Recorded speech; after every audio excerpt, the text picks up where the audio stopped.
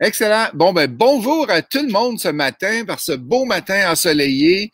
Nous sommes mercredi le 17 juin 2020. Ici Ghislain Larochelle d'imofacile.ca. Ça me fait plaisir aujourd'hui de parler avec Emmanuel Elkoubi. Bonjour Emmanuel, ça va bien? Bon matin, Ghislain, ça va très bien, merci. Excellent. Avec Emmanuel est prêteur privé, puis on va parler de reprise bancaire aujourd'hui. Mais juste avant de commencer, Emmanuel, qu'est-ce qu'on va faire? Je vais parler un peu qu'est-ce qui s'en vient pour laisser le temps aux gens de rentrer. Et pour les gens qui veulent partager sur leur réseau les entrevues ImoFacile, c'est très, très simple. Vous allez dans le Facebook ImoFacile. Fait que vous allez dans le Facebook ImoFacile. Vous attendez de voir l'image avec moi et Emmanuel. Et vous allez dans le bas de l'image et vous cliquez sur partager. Fait que partagez, vous pouvez partager ça dans votre réseau, ça nous fait un plaisir. Fait qu'Emmanuel, tu as quelques minutes pour le faire si tu veux le partager dans ton réseau en allant sur Facebook ImoFacile. Demain, on jase de ARBQ, les amis. On va jaser de licence ARBQ, comment ça fonctionne et beaucoup plus de détails qu'on va avoir avec la compagnie GSC, avec Marc-André qui va être avec nous. Vendredi, il y a beaucoup de gens qui veulent sortir leur REER dans les fonds mutuels. Ils sont tannés de ça. Ils veulent investir dans des vrais projets immobiliers. Mais savez-vous quoi? On a Michel Martel, vendredi matin, 8 heures, qui nous présente deux projets immobiliers dans lesquels on peut investir ses REER dedans. Et le samedi, comme vous le savez, c'est le samedi des présidents. On rencontre un président d'entreprise qui va venir nous présenter un peu comment il vit et qu'est-ce qu'il fait comme métier. On a jeudi soir, n'oubliez pas, jeudi soir, c'est la soirée pour la formation virtuelle sur le calcul de multilogement. Hier au soir, on a eu toute une soirée, c'était la soirée mensuelle ImoFacile. Pour ceux-là qui l'ont manqué, je vous le dis, ça vaut la peine. Il y avait 10 conférenciers au total, dont Emmanuel Elkoubi qui est avec nous autres. Et vous avez manqué toute une soirée. Vous pouvez aller revoir le visionnement, c'est gratuit. Tout simplement aller sur le Facebook Imopreneur et il y a à peu près 8500, 9000 personnes sur ce groupe Facebook-là. Vous avez accès gratuitement. Vous pouvez faire la demande et vous allez avoir accès à notre soirée mensuelle. Fait que demain soir, jeudi, calcul de multilogement avec Jean-Luc. Vendredi, on a le programme de coaching double qui commence. On a une formation accélérée. Ça veut dire qu'au lieu de le faire en 5 mois, on le fait en 3 mois, fait qu'on fait juin, juillet, août. On termine au début septembre et vous avez du support pendant 7 mois. Le coaching double, n'oubliez pas, c'est une partie théorique et tu as beaucoup de pratiques d'inspection. On a eu une bonne nouvelle cette semaine. Le gouvernement repermet les rencontres avec un maximum de 50 personnes. Fait que chez ImoFacile, on est en train de se préparer pour vous recevoir. On est en train de voir les hôtels, les salles de réception, comment ça va fonctionner. C'est sûr qu'on a une distance de 1,5 mètre à respecter. On est en train de se préparer, fait que dans les prochains jours, prochaines semaines, vous allez avoir de l'information de nous autres pour vous dire comment on fonctionne exactement. Fait qu'il y a plein de monde qui sont avec nous un matin. Sophie, bon matin. Shérif qui est là. Philippe est avec nous autres. Bonjour Nadine, José, plein de gens qui étaient là, que je vois hier au soir à notre soirée mensuelle qui sont avec nous. Fait qu'on jase de reprise bancaire aujourd'hui, Emmanuel. Je trouvais que c'était un bon sujet parce qu'il y a plein de gens qui veulent investir en immobilier, puis quand les gens commencent, ils regardent juste les reprises bancaires. Fait que on va savoir aujourd'hui comment ça fonctionne exactement. On va voir si toi, tu n'as eu en reprise, que tu as été obligé comme prêteur privé d'aller chercher d'en mettre en reprise. Et on devrait savoir si c'est un bon deal ou pas. Fait que, comment tu veux qu'on commence ça aujourd'hui, Emmanuel? Je sais que tu as une présentation. Ouais. Présente-toi en premier. Qui tu es, d'où tu viens, c'est quoi ton pedigree, c'est quoi tu as dans ton compte de banque? Alors, je suis taureau.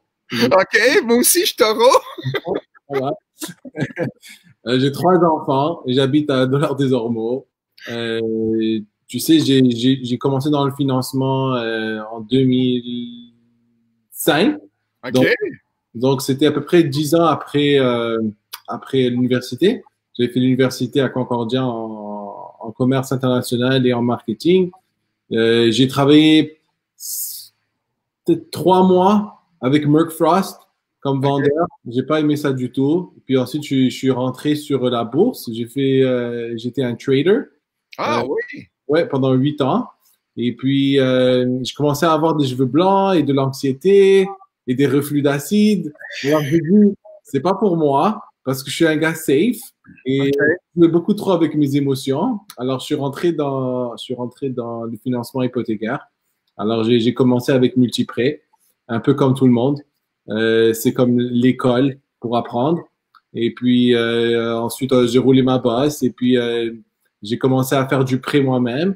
Et puis, je suis devenu dirigeant de mon agence. Alors, j'ai touché un peu à tout ce qui est financement en 15 ans, que ce soit du résidentiel, du commercial, de la construction, du privé. Donc, j'ai touché un peu à tout, mais je me spécialise maintenant plus dans le prêt privé. Et puis, c'est ça de quoi je vais parler. Si tu permets, je vais partager mon écran. Oui, exactement. C'est que je vais le faire.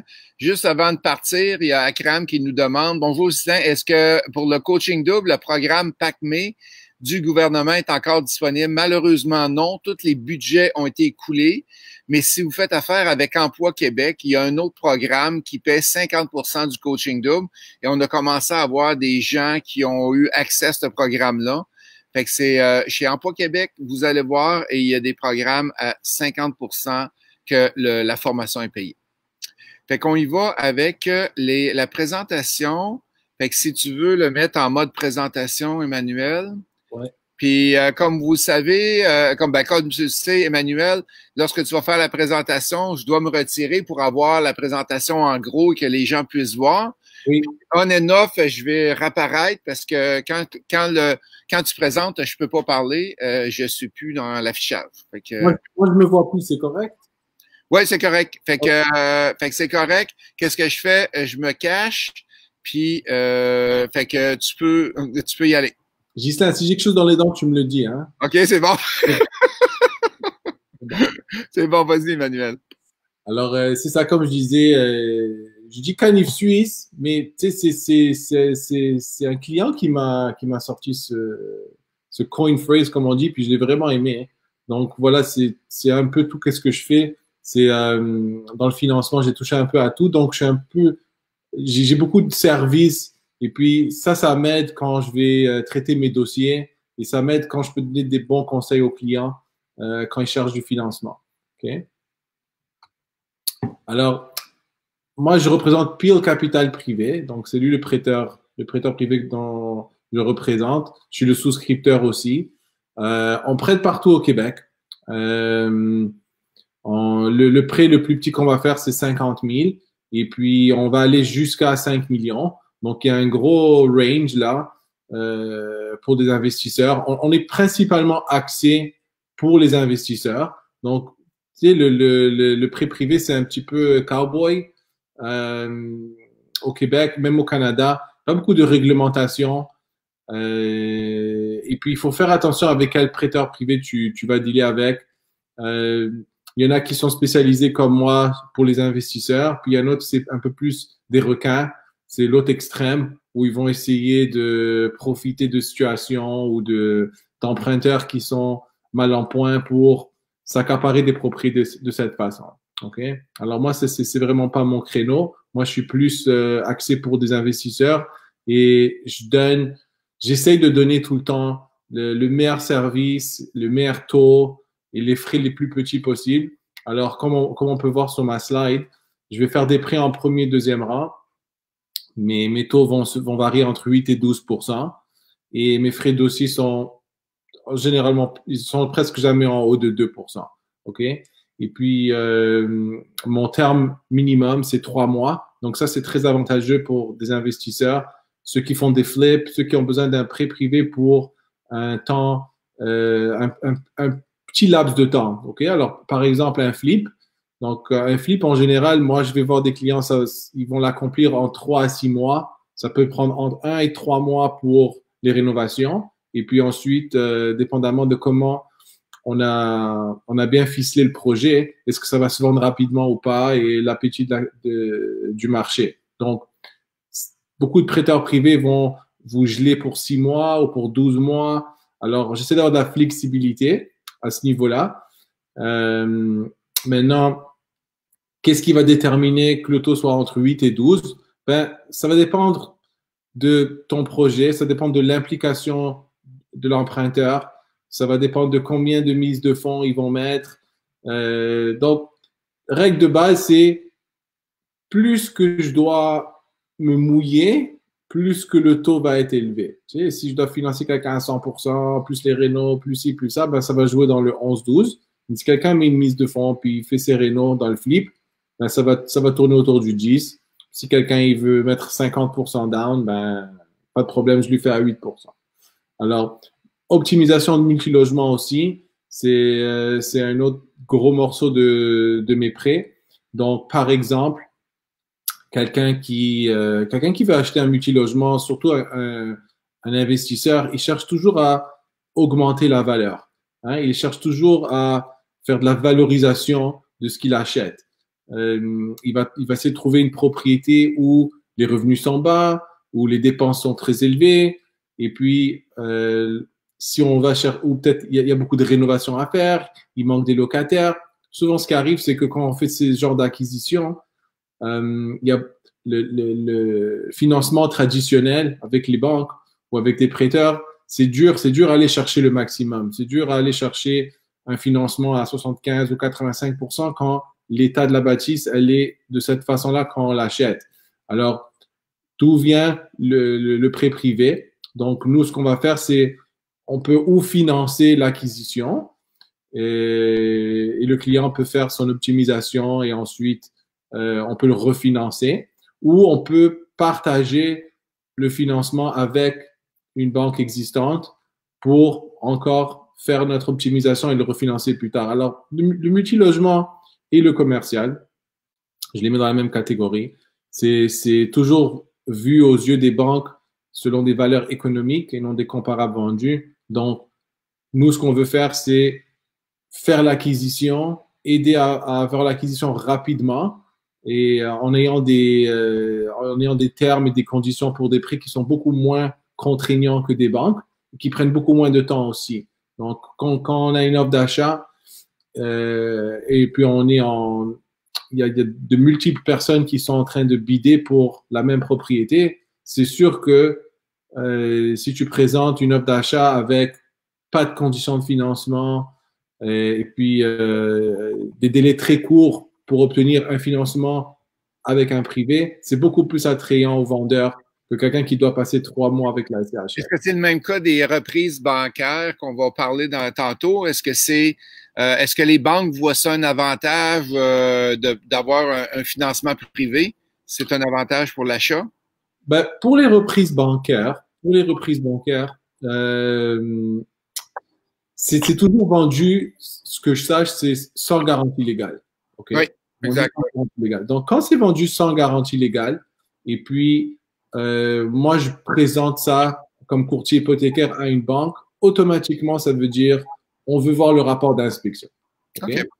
Et puis, si le rapport d'inspection soulève quel que soit un problème de structure, que ça soit, il y a des mots-clés qui vont regarder. Est-ce qu'il y a de la pyrite, est-ce qu'il y a de la moisissure, est-ce que le toit est fait?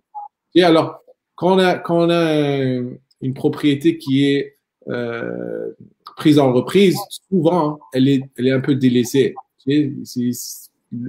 Le gars qui n'arrive pas à payer ses paiements, souvent, il va essayer de payer ses paiements avant qu'il refait la cuisine. Alors, c'est ça. Ouais. Alors, allons-y avec les reprises bancaires. Oui, alors on va continuer ici. Donc, c'est quoi la définition? OK? Dans la définition, j'ai mis le terme presque légal. C'est lorsqu'un propriétaire en défaut reçoit un avis de 60 jours de la part du créancier, OK, qui lui a consenti une hypothèque. Donc, si moi, Emmanuel, j'ai consenti un prêt à Monsieur X et que Monsieur X est en défaut de son engagement hypothécaire, eh ben, moi, je lui ai mis un avis de 60 jours. Ça veut dire qu'il a 60 jours, OK, pour mettre ma créance à jour. OK, c'est ça que ça veut dire. Si le créancier ne rétracte pas son défaut dans les 60 jours à compter du moment de la publication, le créancier est alors en droit d'exercer ses recours hypothécaires. Donc, le recours hypothécaire, il est vraiment instauré après ce 60 jours-là. OK? Alors, si moi, quelqu'un est en défaut avec moi, eh ben, il a 60 jours pour me régler. S'il a pas 60, si dans ces 60 jours-là, il m'a pas réglé, ben là, il tombe en défaut. OK? Tout ça, c'est public. Tout ça, c'est sur le registre foncier. Tout le monde peut le voir. On verra ça un peu plus tard. Mais voilà, en gros, c'est ça. Ça, c'est le départ de la reprise de finances. OK? Ensuite, qu'est-ce qui a un défaut?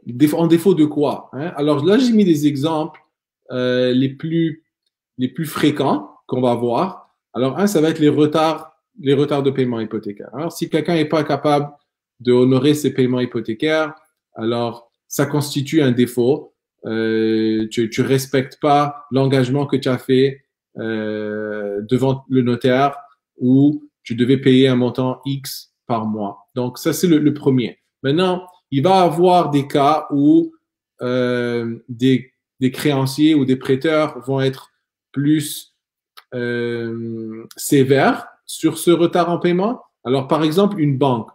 Une banque, si tu as un retard de 1 paiement, 2 paiements, 3 paiements, ils prennent beaucoup de retard. Ils attendent longtemps avant d'exercer, OK, l'avis de 60 jours. Et tandis qu'un prêteur privé, lui, pas vraiment. Tu sais, c'est l'argent, donc il veut pas perdre son argent, il veut que son argent il tourne et puis qu'il reçoit son intérêt. Donc il va être plus enclin à prendre des procédures rapidement s'il y a des retards en paiement. Retard en paiement sur des impôts perso et fonciers. Alors, si l'emprunteur, lui, il a des retards sur ses impôts personnels, OK? Donc, au fédéral, au provincial ou sur la propriété elle-même. C'est ça le foncier. Le gouvernement peut ou la ville peut mettre un lien sur la propriété et c'est leur manière à eux d'aller chercher cet argent-là en mettant de la pression, en mettant un lien. Alors, dans presque tous les cas, quand tu vas regarder un acte hypothécaire, si ça arrive, ben, tu es en défaut. Voilà. Alors, tout ce qui est en défaut sur un acte hypothécaire, l'acte hypothécaire, en général, quand on va le signer pour un flip, c'est une quinzaine de pages.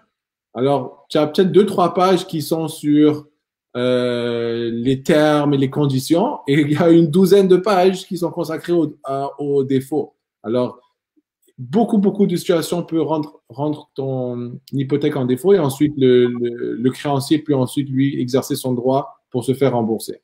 La négligence, oui, vas-y, Gislain. On a eu des bonnes questions qui sont rentrées de Michael.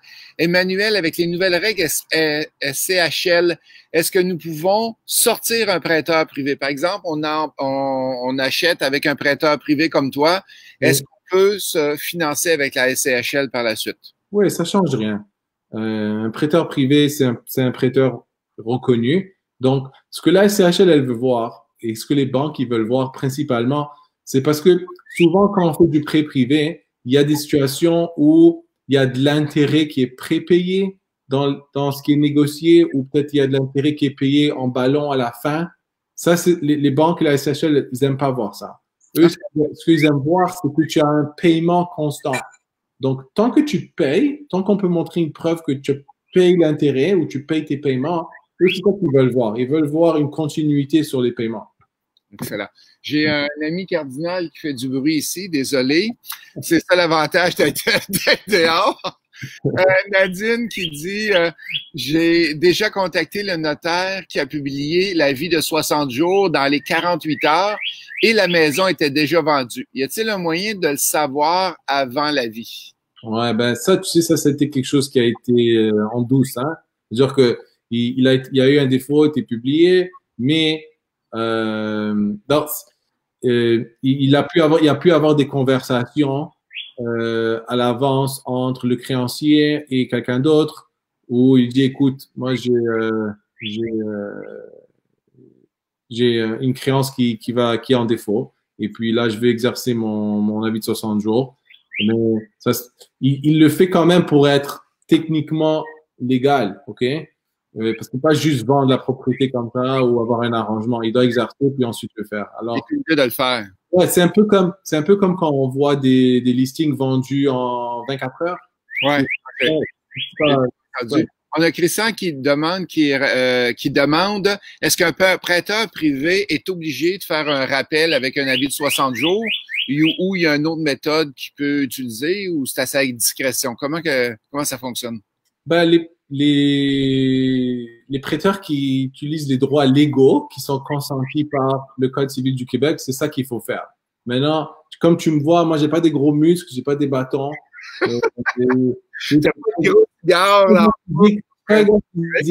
Alors, quand la plupart des compagnies qui sont sérieuses, ils vont utiliser ces méthodes-là, mais il y en a d'autres qui vont utiliser d'autres méthodes. Mais il faut garder la communication.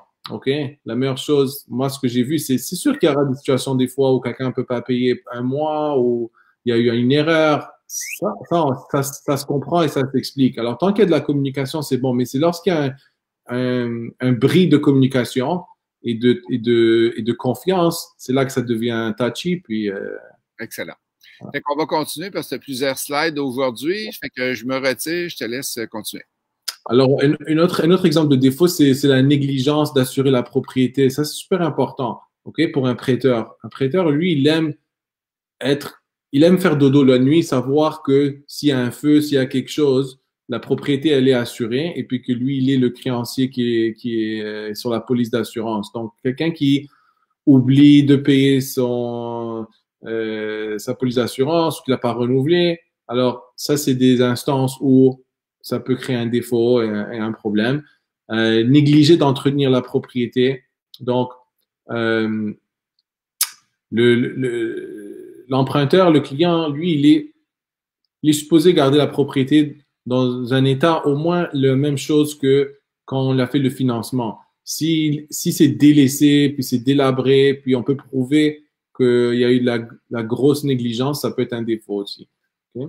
Une hypothèque de deuxième rang sans l'accord du premier rang. Important pour les investisseurs, ce point, c'est que souvent, on me demande, Emmanuel, est-ce que tu peux juste mettre un lien en arrière d'une autre propriété à moi parce que j'ai de l'équité et puis je vais être capable de l'utiliser sans avoir utilisé mon cash flow. Alors oui, ça arrive.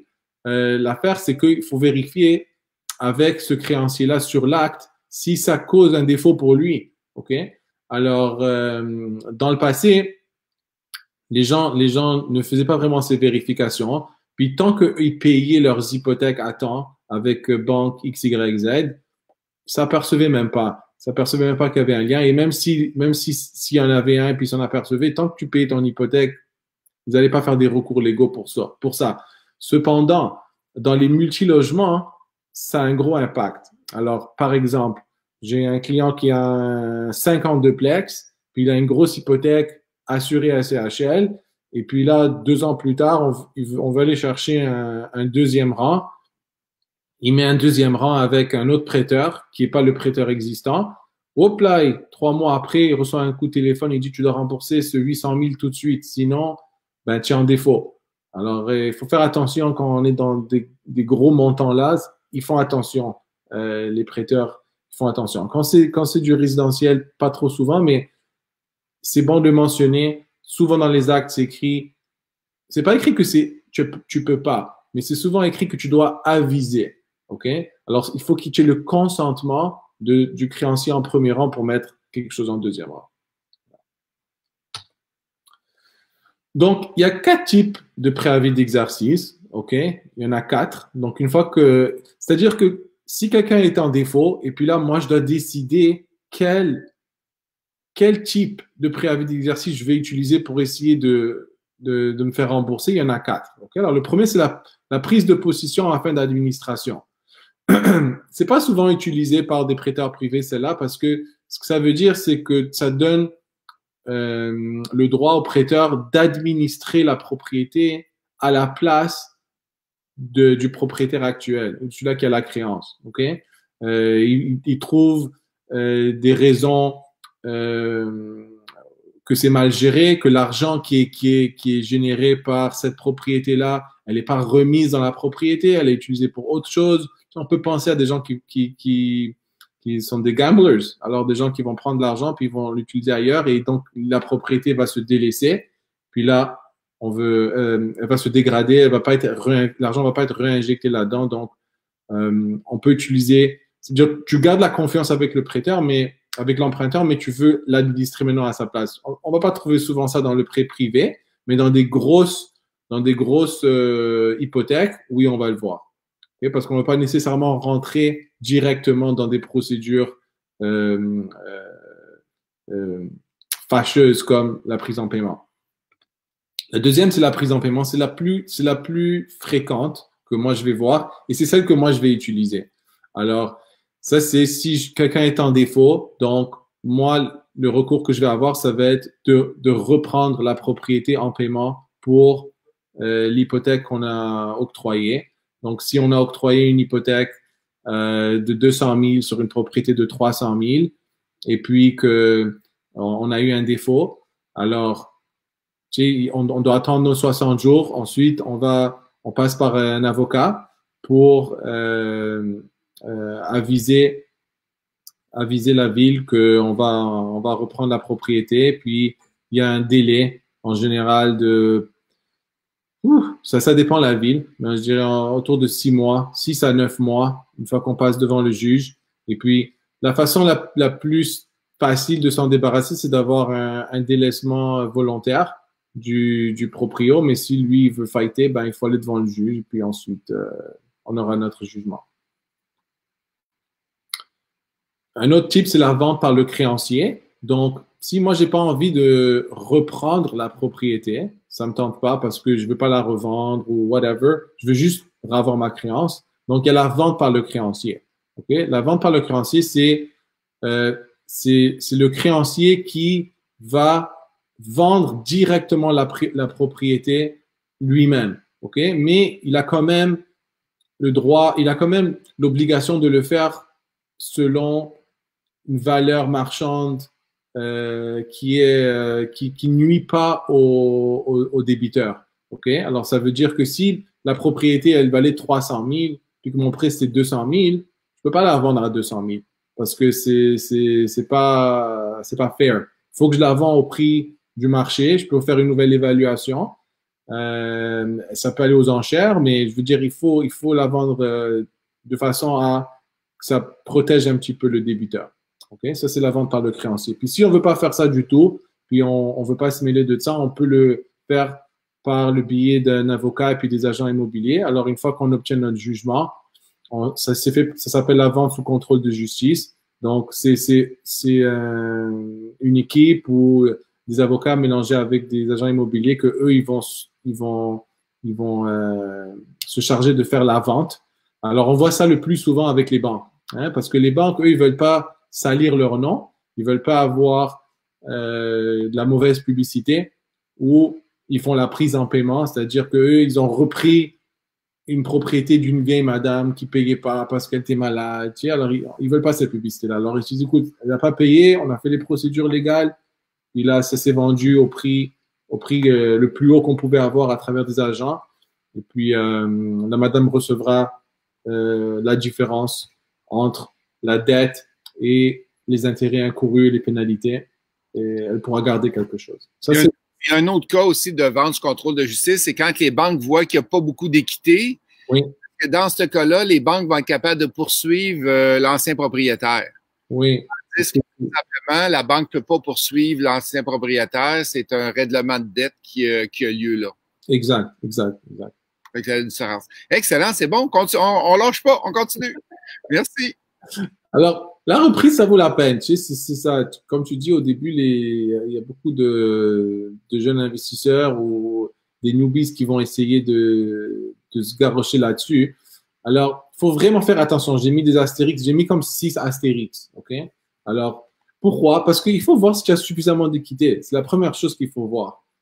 Souvent, quand tu vas aller chercher des reprises de finances, de mon expérience en tant que courtier hypothécaire et prêteur privé, c'est la propriété, souvent, il faut faire beaucoup de travail à l'intérieur. Okay? Si le gars il n'a pas payé ses paiements hypothécaires, ou il ne pouvait pas payer ses impôts, ou il ne pouvait pas payer les taxes, c'est qu'il en manque de fonds. S'il en manque de fonds, tu peux être sûr qu'il n'a pas, refait ses planchers là, juste pour toi. Alors, c'est sûr qu'il y a un budget réno qu'il y a à mettre, plus souvent qu'autrement.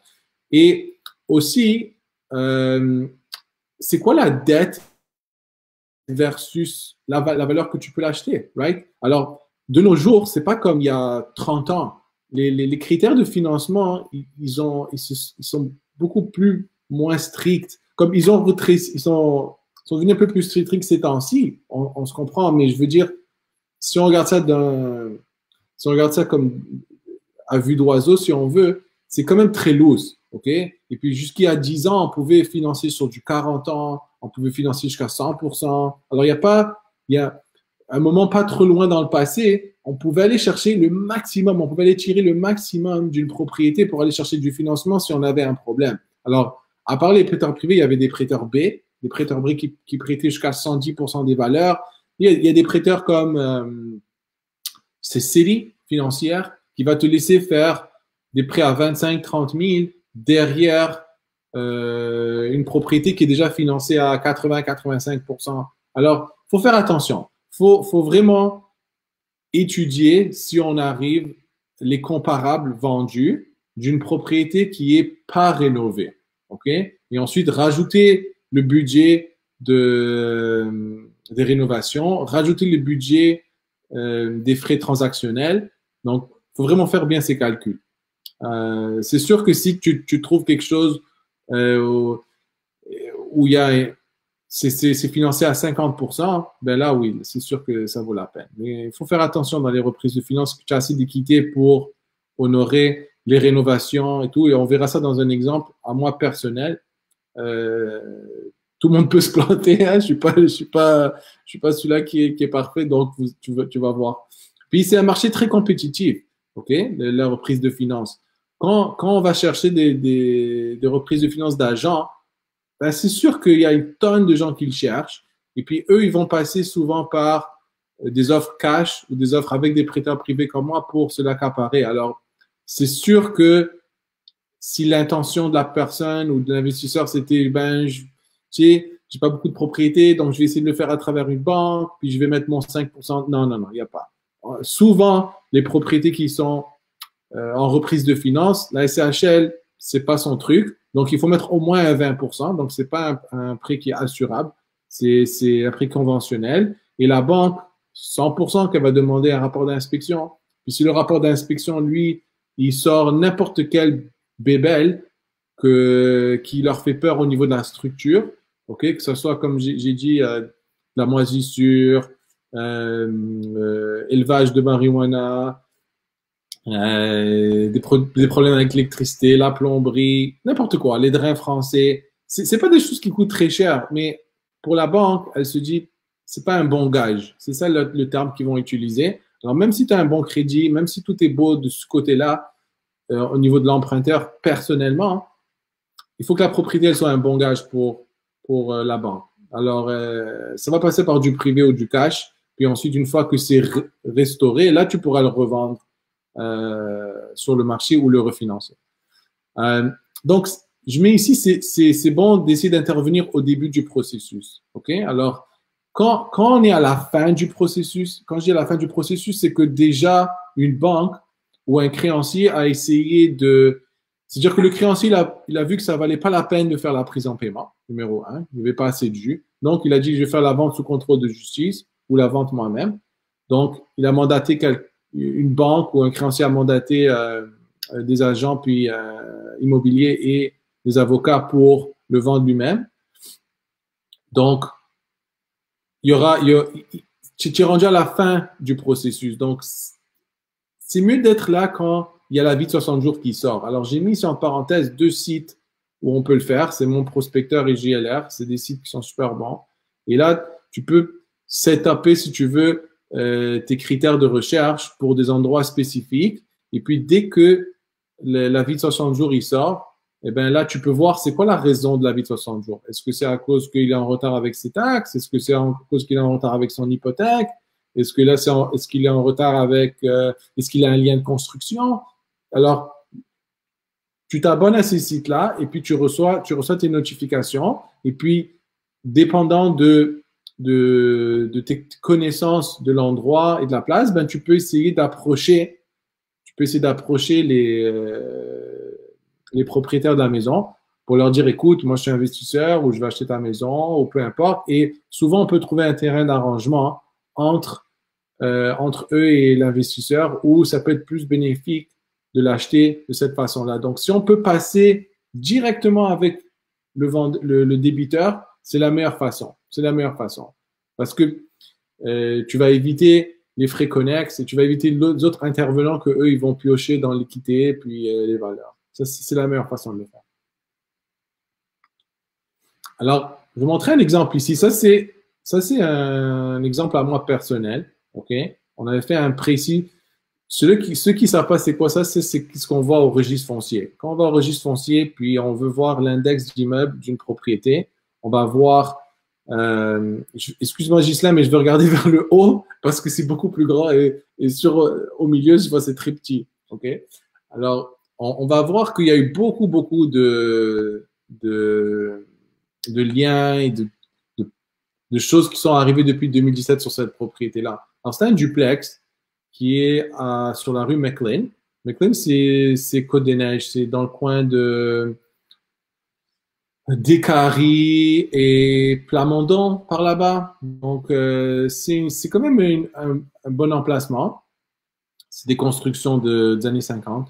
Alors, le monsieur ici, si on voit, on lui a octroyé un prêt de 100 000 $ et c'était pour faire des rénovations. Il voulait transformer son duplex en un triplex et son dossier était correct, comme il n'avait pas le meilleur crédit, mais c'était un dossier correct. Puis il avait commencé des démarches pour les permis, donc on n'avait aucune raison de se douter de ses intentions ni du fait que ça allait mal tourner.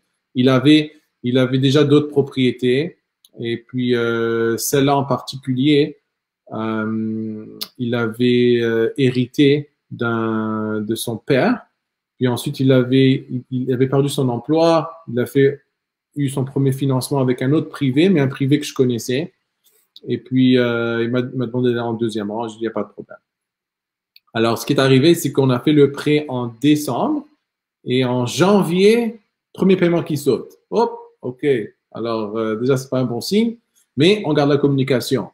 Deuxième paiement, ça saute encore. Alors là, on s'aperçoit que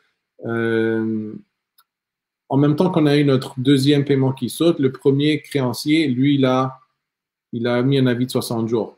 Il a mis un avis de 60 jours. Donc, ça veut dire que le premier créancier devait être lui aussi en défaut. Et donc, c'est quelqu'un que je connaissais, mais peut-être pas quelqu'un que je vais trust la prochaine fois. Donc, il était en retard. On voit ici qu'il y avait une hypothèque. Si je vois ici, c'est Sam Prince. On voit le nom du prêteur. Juste de retrouver le montant ici. 140 000. Je crois qu'il avait une hypothèque de comme autour de 200 000, quelque chose comme ça. Et le problème, et la valeur de la propriété était autour de 550 à la ville. Donc, il y avait beaucoup de jus pour mettre mon 100 000 à moi. Je n'étais même pas à 65% de la valeur municipale si on mettait les deux hypothèques ensemble. Okay? Alors, le problème, c'est que quand moi je vais en deuxième rang, ce que je vais demander, c'est je vais demander une lettre de la part du prêteur en premier rang pour être sûr qu'il est à jour. Okay? Qu'il n'y a pas un 50 000 là qu'il est en retard. Alors, ce qui est arrivé, c'est que le client m'a donné une lettre falsifiée. Il m'a donné une lettre comme si c'était le prêteur, et puis il a dit que c'était à jour, puis tout est beau. Mais le problème, c'est que quand le prêteur en premier rang a exercé son droit, il y avait d'énormes retards. Il était 6 mois en retard, il y avait des frais, etc., etc. Donc, il fallait que, pour que moi, je puisse protéger mon lien de deuxième rang, il fallait que je rachète la créance qui était en premier rang avec les pénalités. Donc, déjà là, mon dossier il est un peu plus boiteux parce que j'ai plus de risques vu que je dois mettre plus d'argent et plus de financements qui sont reliés à la propriété. Alors, ça, c'est un défaut. Ça, c'est considéré un défaut. Dès qu'il y a un autre créancier qui met son avis, puis moi, je dois me protéger, ça met automatiquement en défaut. De plus qu'il est en retard déjà 2 mois et qu'il y a eu un bris de communication, défaut, j'ai décidé de faire la prise en paiement vu qu'il y avait beaucoup de jus sur la propriété. Et puis, oui, Ghislain? Oui, il y avait beaucoup d'équité sa propriété, puis ça valait la peine d'aller racheter le premier. Exactement. Et puis pour que ça vaille encore plus la peine, qu'est-ce que j'ai fait? C'est que j'ai suivi l'idée du client. Je l'ai transformé en triplex. Alors le 66-60 est devenu 66-58. Alors, il y a eu des travaux majeurs. Donc, il fallait. Mais on avait remarqué sur la rue qu'il y avait déjà eu d'autres bâtisses qui avaient été transformées, les mêmes bâtisses qui étaient transformées en triplex. Donc, on avait des comparables, si tu veux. Alors, il fallait injecter quand même un assez gros montant de rénovation. Je pense que c'était autour de 75 000. Donc, juste refaire l'unité en bas, ça a été le plus cher. Ça a coûté 45 000 pour refaire tout l'appartement. Ainsi que les plans, faire les devis à la ville. C'était assez rapide pour nous à la ville. À cause de mon équipe, j'ai Maître Derry, qui est le notaire. Donc, lui, il connaît ça comme sur le bout des doigts. Donc, ça nous a aidé au niveau du timing. Mais ce que ça nous a permis de faire, c'est que ça nous a permis d'aller chercher plus de revenus. OK? Donc, ça justifiait le projet. Et aussi, on a pu améliorer les locataires qui étaient à l'intérieur. Donc, lui, il habitait un des locaux de l'ancien débiteur. Et puis, en haut, c'était des gens qui n'avaient pas de bail. Et puis, il utilise ça comme une maison de chambre. Alors, ça, c'est vide, bye-bye. Donc, on retrouve avec un building qui est vide. Donc, c'est la situation idéale où on peut l'améliorer comme on veut et puis améliorer nos locataires. Alors, c'était un bon emplacement. Donc, on a décidé de ne pas le vendre, de garder. Aussi, on a utilisé une stratégie que pas beaucoup de gens, je vois, utilisent, mais que je recommande souvent. C'est que quand tu refinances un projet locatif résidentiel, donc 4 portes et moins, souvent des banques vont te donner ce qu'on appelle le cashback. OK? Alors, dans ce cas-ci, moi, j'ai utilisé la BMO. Et la BMO, dans ce temps-là, il donnait jusqu'à 10% de ta valeur en cashback. C'est énorme. Alors, quand ils ont évalué la propriété, elle était à 650, je pense, une fois que les rénovations ont été faites. Donc, j'ai pu avoir plus que 50 000 $ en cashback qui payait une grosse partie de mes rénovations. Et même si le taux est plus élevé, le taux était autour de 5%, vu que j'ai augmenté les loyers énormément, ça le payait, donc ça valait la peine de le garder. Alors, dans cet exemple, ce qu'il faut faire attention, c'est faut vraiment voir, faut vraiment gratter c'est quoi le problème. OK? Alors, si un investisseur, lui, il aurait regardé ça, il aurait dit, ben, il y a un prêteur privé, il faut que tu arrives à parler avec le prêteur directement et savoir exactement c'est quoi la dette qu'il y a. OK? Parce que des fois, on va essayer de jouer des passe-passe pour protéger le débiteur, mais il faut vraiment faire attention à ces choses-là. Faire attention qu'ils aient payé les taxes à temps. Faire attention que les assurances sont là. Donc, il faut vraiment faire ses devoirs sur la propriété. OK? Mais si le jus est là, ben, ça vaut la peine. Alors, il faut juste prendre en considération que quand tu vis une propriété en avis de défaut, là, une reprise de finances, il faut que tu aies un budget réno dans ta tête. Il faut que tu aies un budget réno et ça va presque 100% aller passer par du prêt privé. Donc, mettre ces frais dans ton calculateur et puis le temps que ça va prendre. Et voilà. Donc, s'il y a du jus, ça vaut la peine. S'il n'y a pas de jus, laisse-le. Il nous reste quelques minutes, Emmanuel. Merci beaucoup pour les informations que tu as données. Super intéressant. Attends un petit peu, je vais juste inverser comment on est positionné. Bouge pas. On a une question qui est rentrée de Sophie qui demande, j'étais en salle d'attente dans un rendez-vous chez le notaire et la bandeuse m'avise que la banque reprend la maison pour défaut de paiement. J'avais mon financement, ma mise de fonds était déjà rendue chez le notaire. Tout le monde ne veut pas se renvoie la balle et personne de la banque ou des avocats du dossier veut me parler. Je m'adresse à qui? Je fais quoi? J'ai jamais vu ça. Ouais. L'affaire, c'est que tant que les procédures sont enclenchées, tant qu'il n'y a pas eu un jugement, tant qu'il n'y a pas eu un jugement, le débiteur, il peut toujours revenir puis repayer ses dettes ou, tu sais, tant qu'il n'y a pas eu un jugement, et lui, il est capable de vendre sa propriété aussi, tu sais. Alors, tant que le juge n'est pas venu puis dire, ben, ça appartient maintenant à eux créanciers ou on a donné le mandat. Oui, mais ça dépend si c'est une prise en paiement ou si c'est une vente sous contrôle de justice. L'histoire ne le dit pas dans ce cas-là. Ben c'est que tant que tu n'es pas rendu chez le juge et que tu as eu ton jugement, Okay. il a tout ce temps-là pour vendre, refinancer avec quelqu'un d'autre, Okay. trouver un co-emprunteur, whatever. Et que tu lui conseilles quoi, Sophie, d'aller rencontrer qui? Un avocat. Un avocat? OK, parfait. Excellent. Fait que donc, Maître Luc Audet, Sophie, c'est le conseil. Lui, il a le cigare puis les gros muscles. Oui, c'est ça. T'as dit Luc. Avez-vous d'autres questions pour Emmanuel le matin? Dans pas longtemps, Emmanuel, tu vas juste nous donner la façon qu'on peut te contacter. Oui. Si vous aimez les entrevues Imo Facile, allez vers un pouce vers le haut. N'oubliez pas, vous pouvez partager dans vos réseaux la forme. C'est une formation, Emmanuel, qu'on a eue un matin. C'est incroyable. Fait que c'est très bonnes informations.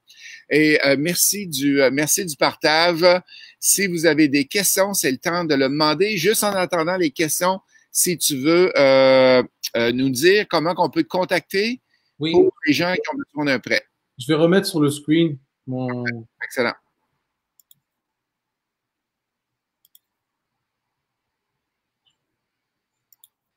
Ça va prendre quelques secondes, le temps que ça apparaisse. Voilà. Et vas-y. Alors, est-ce que tu arrives à voir? Moi, je n'arrive pas à voir, là, mais j'ai pas une bonne vue. Ça fait que c'est pas moi qui devrait être. Vas-y. Alors, la meilleure façon, c'est mon cellulaire, 514-586-6112, où on peut m'envoyer un courriel. Courriel très simple, c'est emmanuel@pilecapital.ca. Et on peut aussi visiter sur le site web à pilecapital.ca. Excellent. Hey, un gros merci, c'était super intéressant matin. Et les gens qui veulent te rencontrer aux soirées Imo Facile, les soirées mensuelles Imo Facile, Emmanuel est toujours là. Il y a même un kiosque avec lui là-bas. C'est qu'on est facile à rencontrer. Sinon, vous l'appelez, vous lui téléphonez. Même si vous n'avez pas un projet concret, Emmanuel va pouvoir vous aider et regarder. Et souvent, il va donner même des conseils. Tu devrais pas embarquer là-dedans ou c'est trop risqué. Moi, je t'embarquerai pas là-dedans. C'est que il y a beaucoup, beaucoup d'expérience depuis 2005 qui fait du prêt. Fait que, puis là, t'as pas d'ulcère de ce temps-ci, là? Non, Dieu merci. Excellent. Julie Robitaille qui dit merci de démystifier ce volet car ça peut sembler intimidant, mais ça a l'air accessible et c'est très utile l'information que tu as donnée à matin. On a monsieur Pierre Papillon que tu connais bien qui est avec nous un matin. On a José Walker. Merci Justin, toujours essayant choix de sujet. Manquez pas demain. Demain, on parle de licence RBQ. Vendredi, on parle de 2 projets que vous pouvez investir vos REER dedans. Vous n'avez pas besoin de sortir vos REER. C'est seulement un transfert que vous faites. Il n'y a pas d'impôt à payer. On vous explique ça demain. On vous explique ça vendredi. Et samedi, c'est le samedi des présidents. On rencontre un président ensemble. Merci, Manuel, d'avoir été là. Merci, Gilles, comme d'habitude. Merci. Et bon matin à tous. On se voit demain matin, 8h. Bye!